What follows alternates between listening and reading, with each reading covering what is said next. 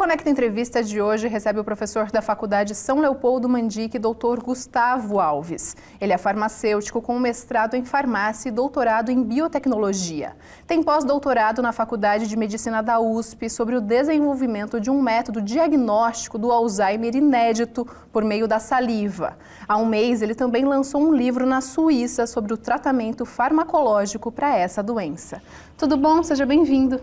Muito obrigado. Doutor, vamos começar falando o mais básico, né? O que é o Alzheimer?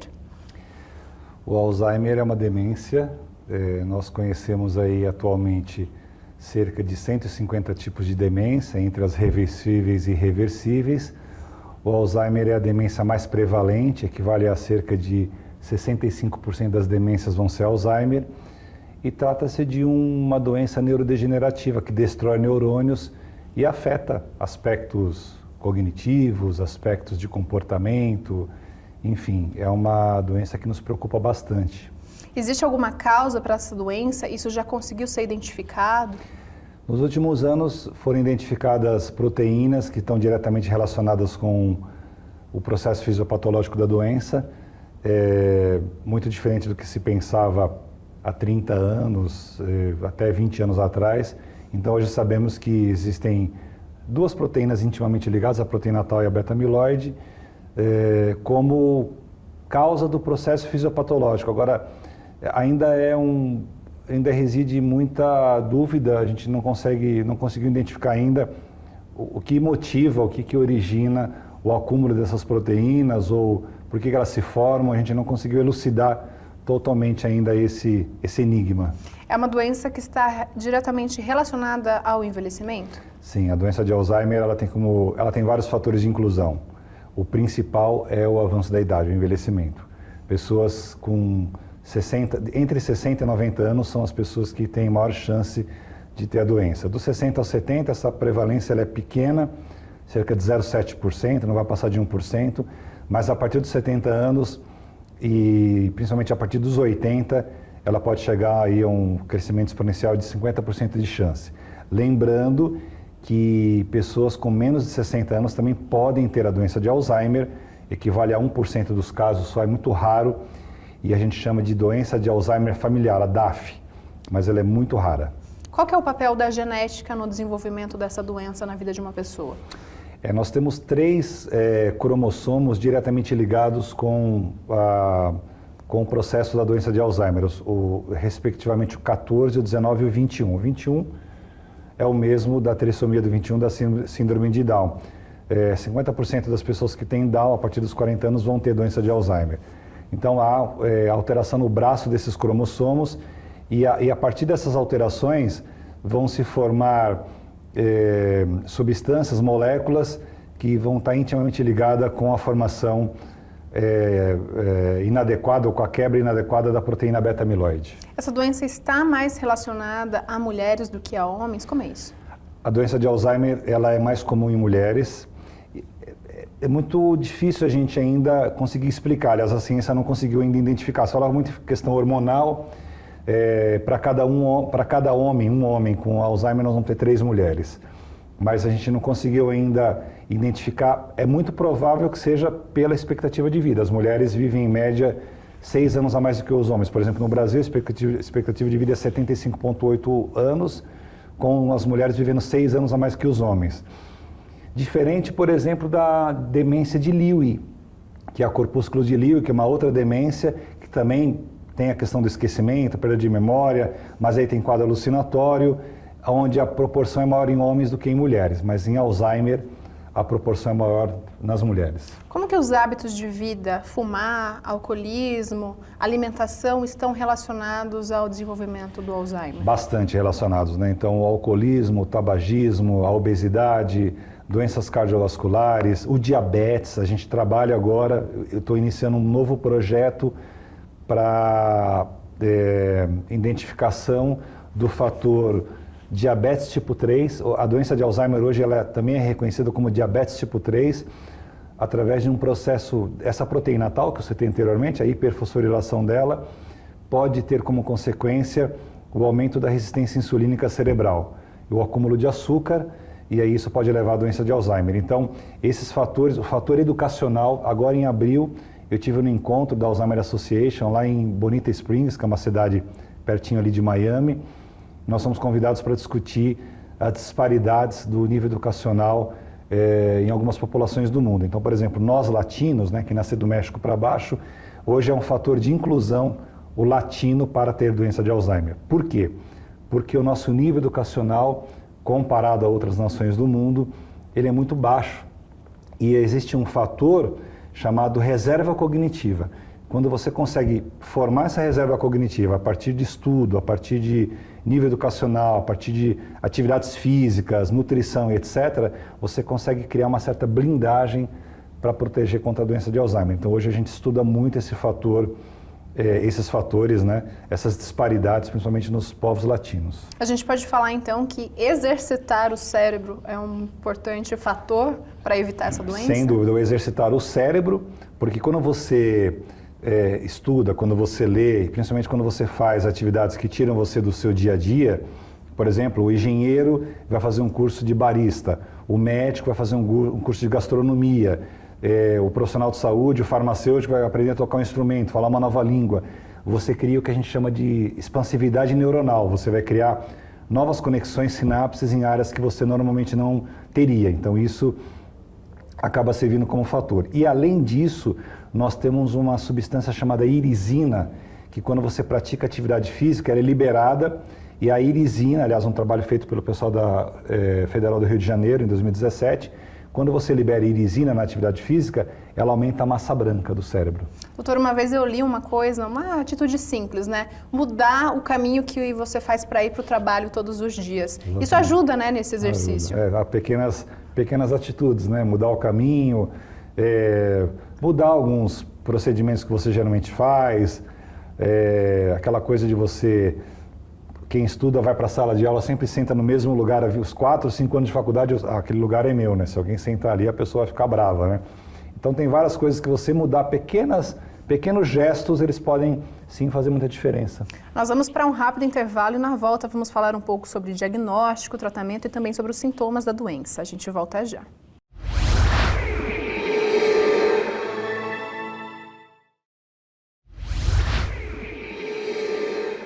Voltamos e o Conecta Entrevista recebe hoje o Dr. Gustavo Alves. Ele está trazendo um pouco sobre informações a respeito do Alzheimer. Doutor, quais são os sintomas dessa doença? Bom, classicamente o sintoma da doença de Alzheimer é o esquecimento, é a chamada memória de curto prazo, que é o que a gente mais ouve falar e não está incorreto. Entretanto, existem outros sintomas, como por exemplo, o prejuízo auditivo, o desinteresse por coisas que o indivíduo sempre gostou de fazer, se perder em locais peculiares, falhas na pronúncia, falhas fonéticas. Então, isso tudo associado a gente pode reconhecer como os primeiros sinais, como os primeiros sintomas de quem está com doença de Alzheimer.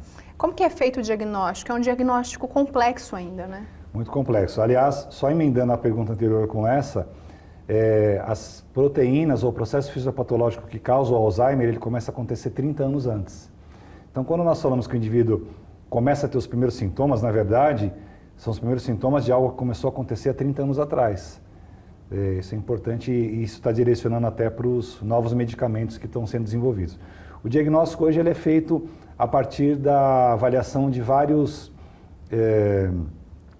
parâmetros, são algumas avaliações. A primeira, que nos ajuda muito, é a imagem. Então, a ressonância magnética é importante para localizar, detectar em que área do cérebro acontece esse processo. Por exemplo, por que a perda da memória recente? Porque o primeiro local onde a perda neuronal acontece no paciente com Alzheimer é no hipocampo. O hipocampo que é do tamanho do nosso dedo polegar dividido ao meio, metade para cada lado do hemisfério.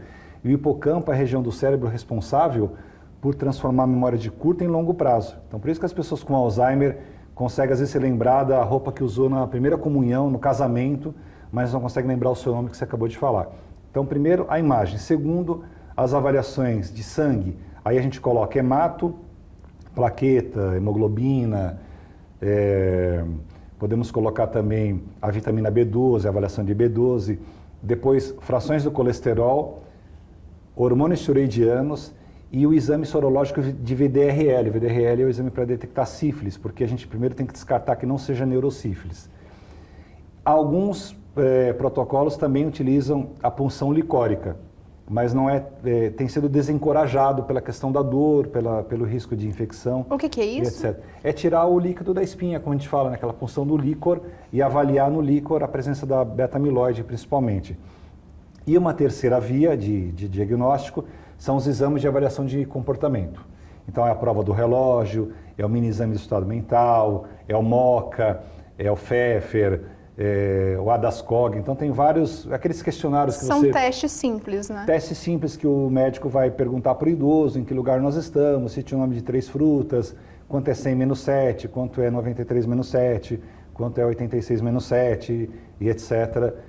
Isso é para você fazer uma avaliação do nível cognitivo do paciente. O senhor citou há pouco, né, o aparecimento das proteínas até 30 anos antes do surgimento desses sintomas. Perfeito. A pesquisa do senhor tem tudo a ver com isso, né? Como que foi?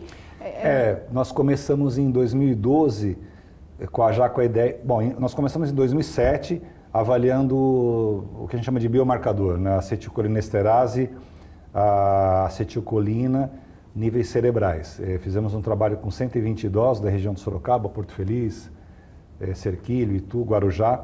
Então, durante 1 ano e meio, a gente foi dosar, puncionávamos e a gente fazia análise do sangue, plasma. E depois, em 2012, a gente foi para a questão da saliva. E interessante porque quando a gente começou a estudar saliva, mas você vai olhar saliva é resto de processo digestivo, não serve para nada. Realmente, naquela época, a saliva... Hoje você usa saliva para proteômica de câncer de mama, diagnóstico de AIDS, Covid. Então, na saliva a gente encontrou substâncias diretamente relacionadas com o avanço do Alzheimer. E os resultados foram muito interessantes na concentração dessas substâncias na saliva versus plasma e versus líquor. Quais que são as principais vantagens desse diagnóstico? Bom, as principais vantagens são, primeiro, a facilidade da coleta, comparando até com o sangue ou mesmo com o líquor. Segundo, preço, custo baixo. Terceiro, a possibilidade de você ter resultados mais rápidos e utilizar uma secreção tão simples, né? Nós estamos agora na fase de desenvolvimento de uma metodologia, que a gente adaptou uma metodologia de líquor para que a gente possa formar, ou melhor, montar um kit que seja um teste rápido, ou que seja um by night, para conseguir servir como uma espécie de triagem para a pessoa que tem a suspeita de ter Alzheimer. 30 anos antes, rastrear essas proteínas na saliva. Qual que é a importância desse diagnóstico tão precoce? Hoje eu diria que a importância é justamente de você começar a ter tratativas no sentido de práticas, atividade física, alimentação, enfim, para que você possa mitigar os efeitos ou até postergar o início da doença, hoje. Agora, o que a gente espera é que dentro de pouco tempo nós tenhamos medicamentos, que existem aí várias drogas em pipeline aí para serem lançados no mercado, para que a gente possa então começar a já usar um medicamento que possa impedir que a doença venha a acontecer. Ainda não há uma expectativa de cura, né? Não há, mas a gente caminha para isso. Existem várias drogas aí em desenvolvimento. A gente espera que em breve essas drogas estejam no mercado para poder evitar seja o surgimento ou impedir o avanço da doença. Doutor, vamos para mais um intervalo e na volta vamos falar sobre o lançamento do livro do senhor. A gente volta já.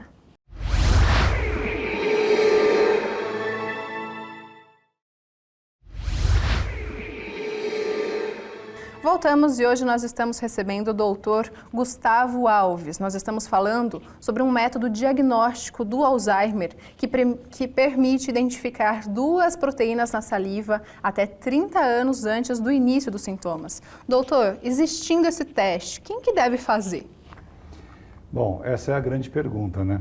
E a mesma dúvida, por exemplo, as pessoas que suspeitam de terem Alzheimer, o chamado familiar, como eu falei anteriormente, já que existe um teste genético, e a gente muitas vezes acaba desencorajando, porque senão as pessoas ficam apavoradas. Às vezes eu vou dar palestra até para adolescentes, o pessoal fala, olha, Gustavo, eu estou com muito esquecimento, será que eu já não estou com Alzheimer, porque minha avó teve e tal.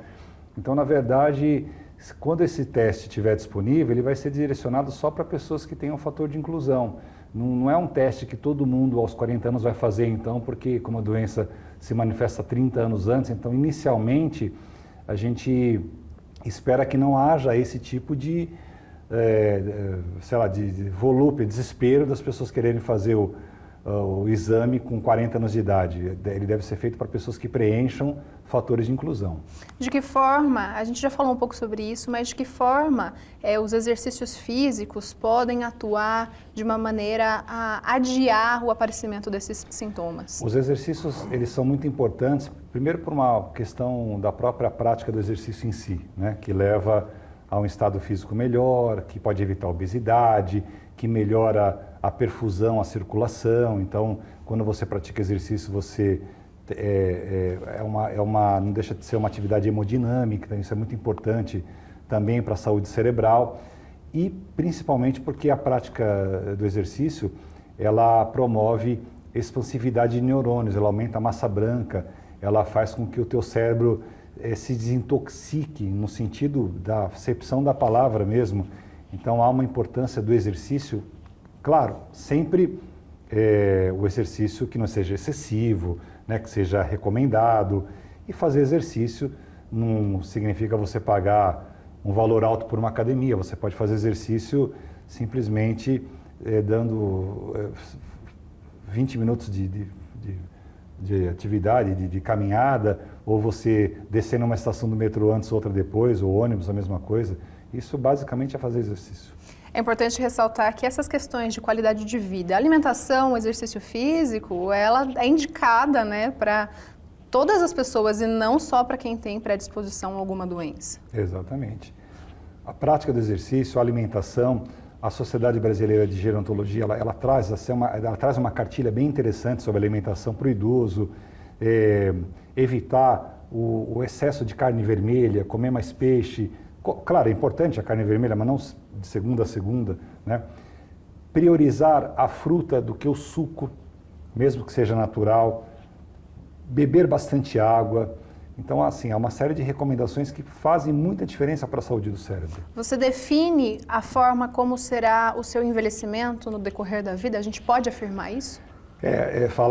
A gente fala, por exemplo, em demência, no caso do Alzheimer, como uma doença do envelhecimento, mas eu tenho falado que o Alzheimer talvez ele seja uma doença da fase adulta, né? Da nossa, do momento em que você sequer entrou na fase do envelhecimento a partir dos 60, 65. Então é meio que uma caderneta de poupança que você cria, né? Para que você lá no futuro, porque isso vai ser cobrado, né? Esse boleto vai chegar depois, né? O boleto do cigarro, o boleto da bebida alcoólica, a gente não está falando para a pessoa não beber nada, né? Existem até resultados interessantes do vinho, mas o excesso, a hipertensão arterial, enfim, há várias pesquisas, muitas, que mostram a influência disso no futuro. Há um mês o senhor lançou um livro na Suíça que fala sobre os tratamentos farmacológicos para o Alzheimer. Conta um pouco para a gente o que tem nesse livro. Foi um projeto que eu submeti logo no comecinho da pandemia, lá em 2020. A editora responsável é a editora Nature, Springer Nature, que é a maior editora científica do mundo. Fiquei muito contente porque o projeto foi aprovado. E aí, como organizador do livro, convidei vários médicos, geriatras, biomédicos, biólogos, farmacêuticos. Então, o livro ele fala sobre o tratamento da doença de Alzheimer, tratamento farmacológico, mas ele começa falando, é o capítulo inicial que eu escrevi, sobre a história da doença de Alzheimer, fala sobre as drogas que estão em desenvolvimento, os métodos diagnósticos disponíveis, quadros que fazem parte da doença, como o quadro de delírio, alteração de comportamento e etc. Então, é um livro bem completo. Aconselho as pessoas que têm interesse em adquirirem mais informação. O livro está todo em inglês, porque ele é um lançamento mundial e espero que faça bastante sucesso. Essa semana, a Universidade de Houston divulgou uma pesquisa que fala sobre a influência da vacina da gripe no desenvolvimento do Alzheimer. O que é isso? Olha, é um ponto de interrogação até esse momento. A gente está debruçado sobre esse resultado, porque não se sabe se é a vacina em si, que eu acho que é pouco provável que seja, ou se é o fato das pessoas se vacinarem e não desenvolverem gripe com isso, porque ninguém morre de Alzheimer, né? As pessoas morrem em detrimento do Alzheimer. A principal causa de morte por Alzheimer é a causa respiratória, depois cardiovascular, depois renal. Então pode haver uma relação entre essa prevenção ou essa blindagem de problema respiratório que a vacina faz para que a pessoa não avance na doença de Alzheimer. Então pode ser que seja isso. A gente não consegue ainda cravar qual é o real motivo. Doutor, a OMS prevê que os casos de demência e Alzheimer vão triplicar até 2050, chegando a 152 milhões de pessoas. Como lutar contra isso? Políticas públicas de saúde, incentivo à pesquisa, atividades não farmacológicas, porque isso já acontece hoje. Estados Unidos hoje é um caso a cada 65 segundos, Brasil 2 milhões de pacientes, pessoas com Alzheimer.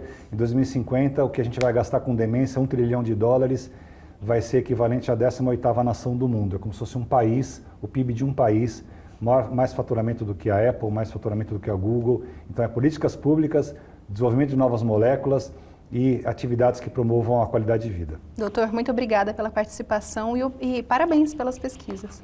Muito obrigado, espero ter ajudado e elucidado algumas dúvidas. Até a próxima. E o Conecta Entrevista fica por aqui. Muito obrigada pela sua companhia. Até semana que vem.